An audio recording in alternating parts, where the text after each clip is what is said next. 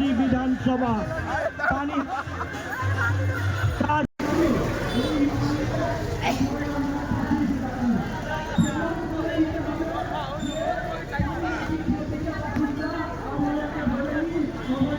উত্তর ২৪ পরগনার পানিহাটি বিধানসভা কেন্দ্রের বিজেপির প্রার্থী রত্না দেবনাথ আজ ব্যারাকপুর এসডিও অফিসে মনোনয়নপত্র জমা দেওয়ার উদ্দেশ্যে রওনা হলেন। দলীয় কর্মী ও সমর্থকদের নিয়ে তিনি মনোনয়ন জমা দিতে যান। রওনা হওয়ার সময় বিজেপি কর্মীদের মধ্যে উৎসাহ ও উদ্দীপনা লক্ষ্য করা যায়। দলীয় সূত্রে জানা গেছে, মনোনয়ন জমা দেওয়ার আগে সংক্ষিপ্ত কর্মসূচি ও সমর্থকদের সঙ্গে আলোচনা করেন তিনি। পানিহাটি বিধানসভাকে কেন্দ্র করে ইতিমধ্যে রাজনৈতিক উত্তাপ বাড়তে শুরু করেছে। মনোনয়ন জমাকে ঘিরে রাজনৈতিক মহলে শুরু হয়েছে জোর জল্পনা।